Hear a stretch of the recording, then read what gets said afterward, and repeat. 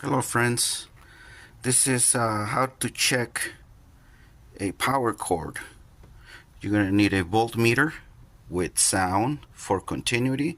So you're going to turn it on, you're going to put it in 200 ohms. So you're going to put it in one of these.